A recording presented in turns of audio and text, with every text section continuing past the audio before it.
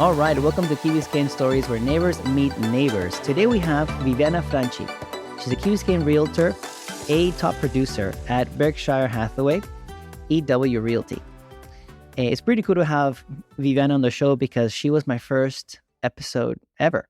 It was I reached out to my tia, as we say in Peru, and I was like, "Hey, tia, I'm launching my show, and I need someone to be the first one. I need to start somewhere." And she agreed, and I went over to her house and recorded directly on the computer, just audio.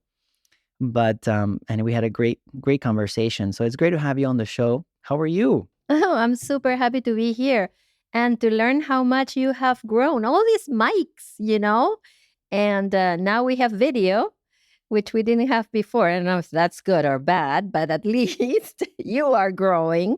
And I have seen it firsthand, especially on all the podcasts that talk so much about the life of our beautiful island.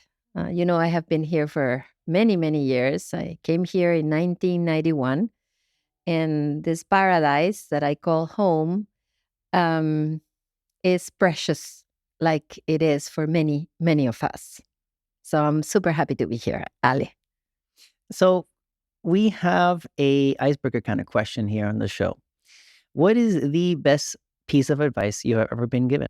From a dear person that I learned so much about when I was in the corporate world.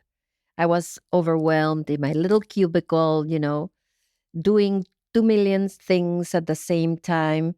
And he got in and he said, "What are you doing?" And I said, "I'm doing too many things." And he said, "One thing at a time." I think that was the best advice that I had. One thing at a time. Doesn't necessarily mean that you're not going to look at the big picture, but that you're going to concentrate on what you are doing to go to the next step. And that has been my approach since a long time when I heard that amazing piece of advice. And I think it was in the 80s where I got it. And I don't forget. I always apply that. I like that. And it makes sense too, because a lot of people try to do too many things at the same time. And, when you do too many things at the same time, you don't have a lot of progress in anything. Yeah. I mean, you do have a lot of things in your plate, and that's not necessarily bad. But when you're going to make something move from one stage to the other, it's better to concentrate on that rather than on the other things that you will be able to concentrate once that task, let's put it like that, a task is completed. And that's how I manage so far. So let's start from the beginning. You mentioned that you got to the Key around 1991. How's that story go? How did you make it to the Key? I made it to the Key because I was lucky enough to have my parents choose this as their second home vacation destination. So I flew from Texas, just had graduated from Texas Tech. I had an MBA. I came here and I was lucky enough to have my 3 siblings here studying and my parents coming very often to see us until everybody made out of this Key their home. The only person that went back to Peru once he graduated was my brother, Pedro, and another graduate from University of Miami. And but Luisa, my sister, Rosa Maria had graduated already from a university in California. But we all stayed and we all work and are happy, are very happy here. You also have your mom here. My mom and my daddy. My daddy used to live here for many, many years until, we lost him. But he was also a Key Biscayner who became an American and was very proud to vote every time. So one of the things that I know about Vivianna is that she's very active in the community. I mean, like I grew up in her house because her son Andrew is one of my best friends. So I would go often to her house and to hang out with Andrew. And she would always be working. She's been in real estate like since forever, and she's very active in the community too. So tell us a little bit about that. How do you see our community, I guess, here in the Key? Well, changing dramatically. When I got in, there were no lights in Crandon Boulevard. And it has been a while since we haven't had that. So the Key has changed tremendously. Many good things come with change. Some others don't. But it's still a very pleasant place to live and to work. That is why one of my main themes as a realtor is to say, buying local is best. And of course, you buy from your usual suppliers on the Key that we all know, care, and even love. And I always try to portray myself as, yeah, I'm giving a service also, and I'm local. So that's the concept that I have been incorporating from, the experience that I have had, that you have to humanize your occupation. You need to realize that we are giving service to people and that one has to portray oneself as willing and able to serve. So there are various ways to serve. At some point with your mom, which is amazing, we were very involved in the Emmaus retreats. I was also a catechist for many years, and I was on the third grade. So I love to prepare or help prepare for First Communion. The stages have to evolve, and I am applying most of the concepts of service by means of giving the best I can to the people I work for. And the people I work for, most of them are in this community. So, yeah, I love it.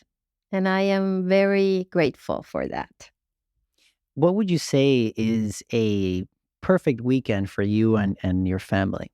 Well, we get together very often. Usually Friday nights is our night. And it's like mom and my siblings and my niece and nephew. And when Andrew's here, you know how my face lights up.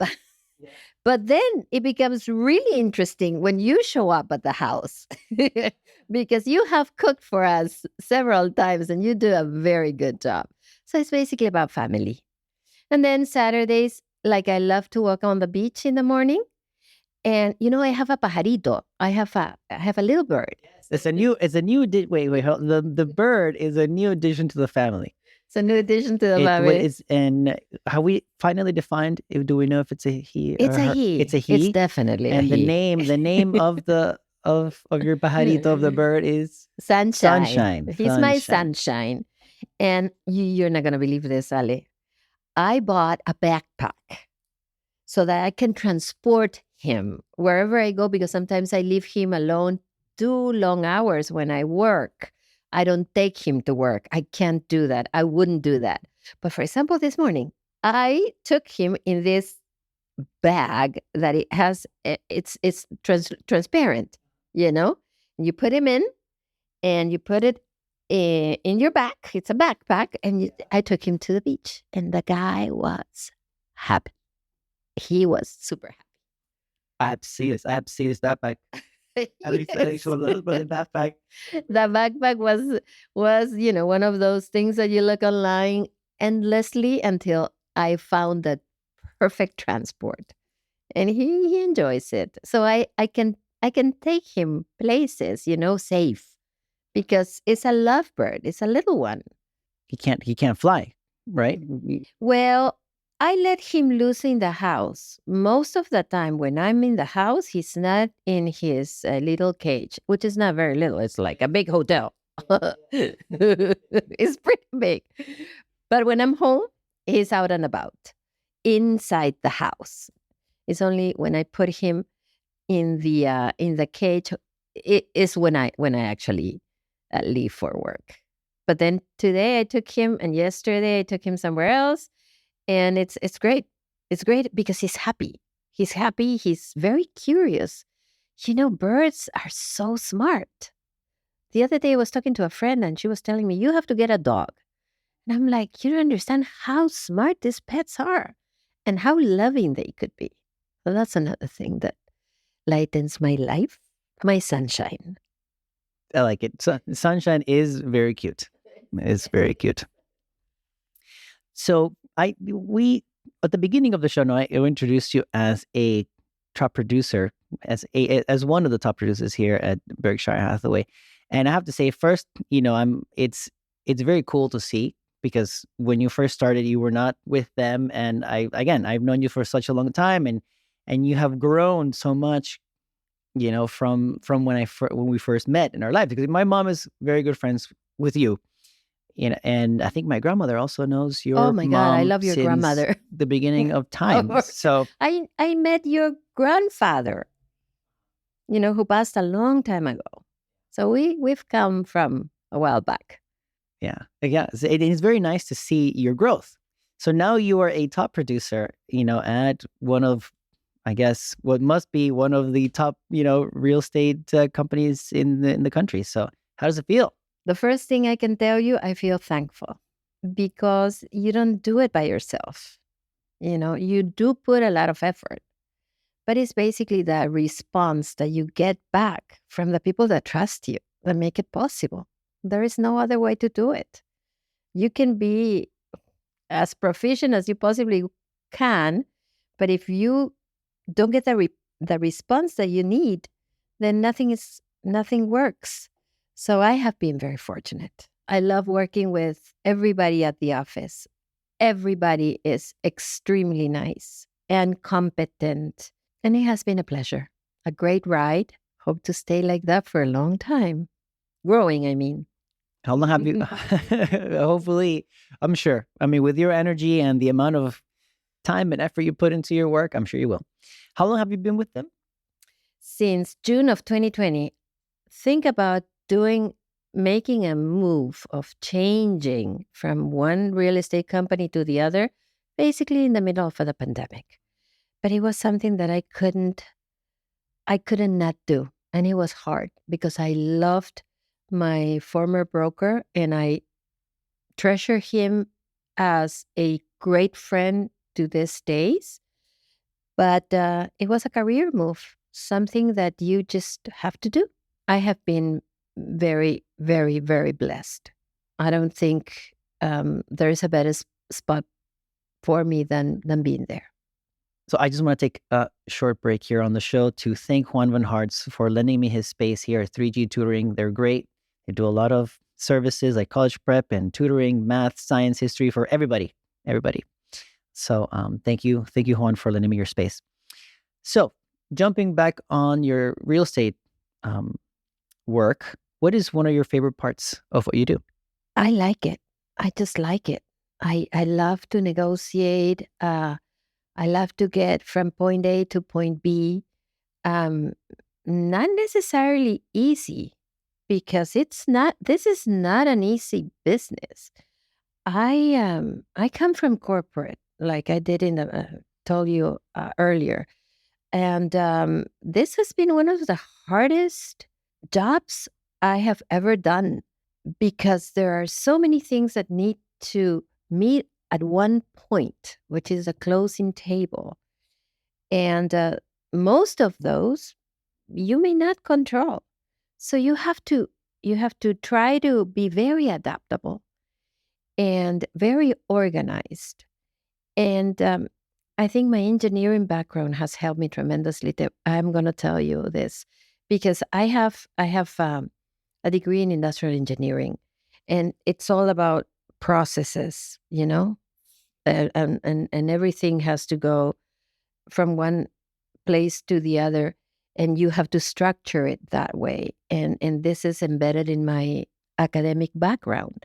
So it has been incredibly important for me to be able to have that background and to apply it in addition to the most important thing that you have to apply in real estate, which is understand that you're dealing with people and that you have to be a counselor to them. It is a high-ticketed item.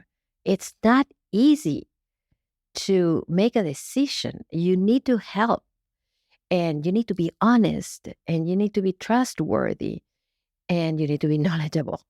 But you also need to be, structured in the sense that you know the processes fairly well. Most importantly, very optimistic, very optimistic. You really need to understand that this is a business that can change from 1 hour to the other. And you have to always be present, understanding what is the next opportunity in spite of the change. And I think that was proven in pandemic, I was about to say, your words are true because I guess nobody was expecting the growth in this area in the Key in Miami after the pandemic, right? Pandemic. During the pandemic, I mean, what did we do? Well, we sold houses virtually. It was incredible. Of course, it helps tremendously to have the city that we are in. I mean, this is an amazing product. And within that amazing product, which is Miami, we have this incredible paradise, which is Key Biscayne. So, I mean, speaking about product, if you talk about engineering, you say, "Oh my God, I have the best product in the world to just sell," and this is exciting. So you share with us some of your favorite part about your industry. What are some of the challenges that you face? Well, you need to be very flexible because the market is in constant change and you have to adapt.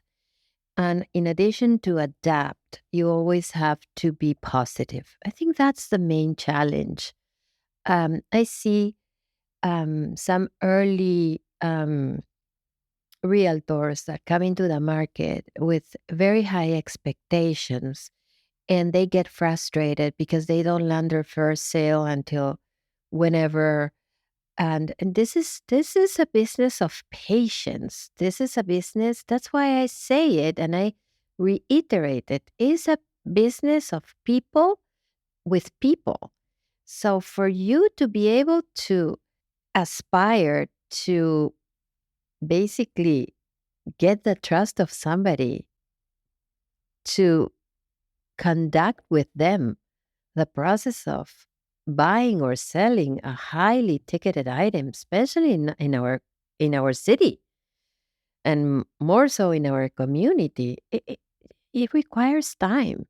So I think that is the main challenge of all realtors getting onto the market. So where it for me is just keep trying, keep being out there and keep showing up. It's so important to just show up. Keep the good relationships. People buy from people that they know, and that is important.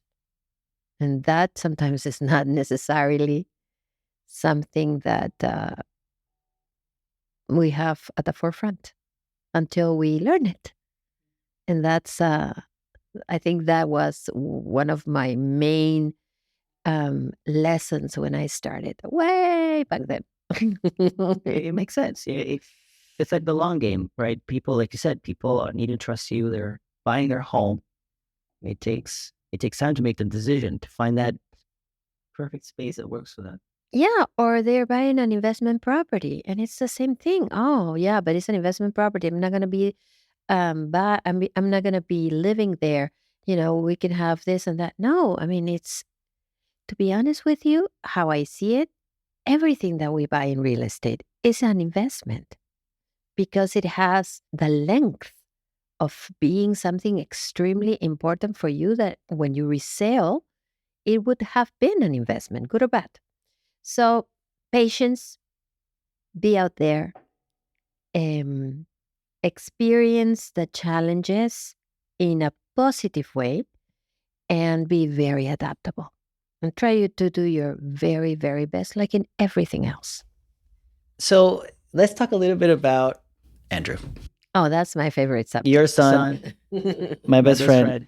So he's in New York right now. He's been in New York for a while since he graduated, right? He's works at Deloitte, and he comes to visit frequently. He's been visiting frequently, more now than ever before. And I remember you and I would talk on the sidelines saying that, we're happy that he's been coming down more often these couple of years. So, Well, I just want to tell you, he's my only son. He's always been a blessing to have around, and it was very challenging.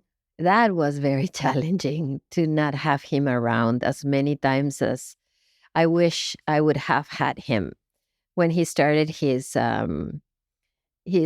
degree in Babson College a long time ago, and he left the same year in which my daddy passed away.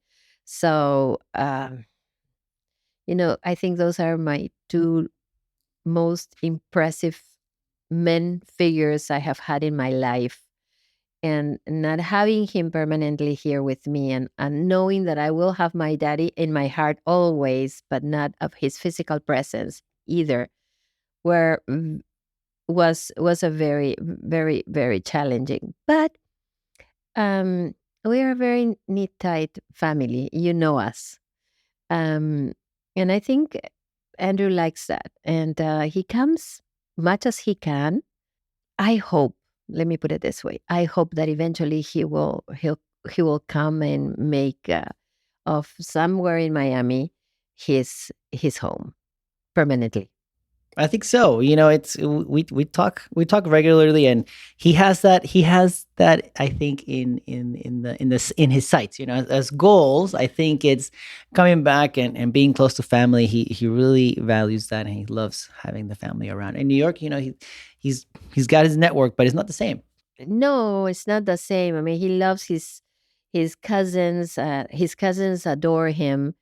Even his cousin from who now is in the Netherlands. They have a great relationship. I mean, it's a very close family, and we want to keep it that way.